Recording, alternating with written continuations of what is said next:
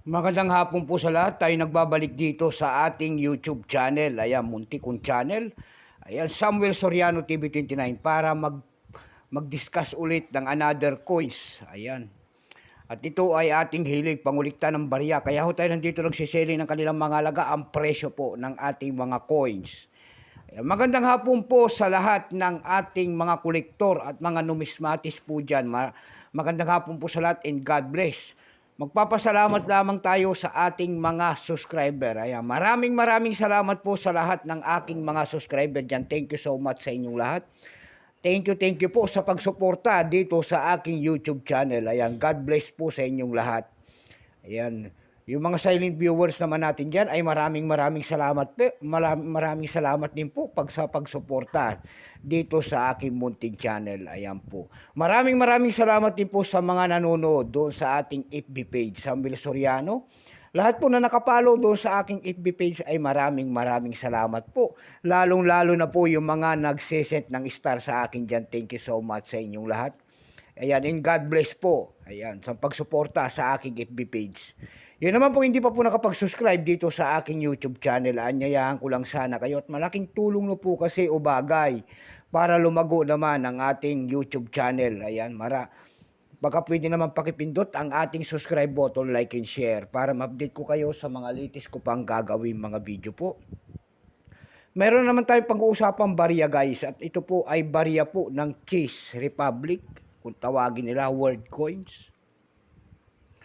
Ayan, baka mayroon kayong mga ganyang mga coins. Ayan, bultuhan po ang ating mga bili sa mga ganitong mga coins at hindi pa po kamahalan. Pera po ng Cheese Republic, 10 koron po. Ayan, year 2000. Bago tayo magsimula sa ating tala, kaya kilalanin mo muna natin siya para makita natin ang kanyang presyo. Issue po niyan ay Cheese Republic po, period, Republic 1993 up to date. Type nito standard circulation coins. Years 1993 hanggang 2024. Value nito 10 korom, currency korom, 1993 up to date po. Composition niyan ay copper plated steel, na mamagnet po yan. May bigat lamang itong 7.62 grams ay habang 24.5 mm. May kapal po naman itong 2.55 mm. Hugis po bilog. Orientation niyan ay medal alignment. Number N-2152. Reference number KM-4.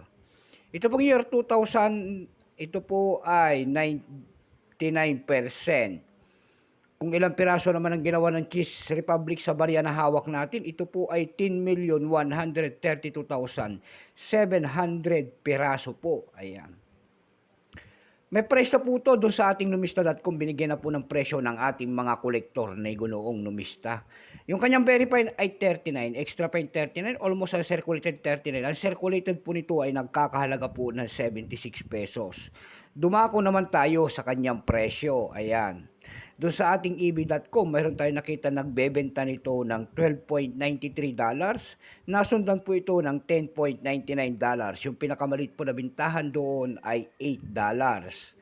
Dako naman tayo sa Carousel PH. Sa Carousel PH naman po, mayroon tayong nakita nagbebenta doon ng 899 pesos. Nasundan po yan ng 199 pesos.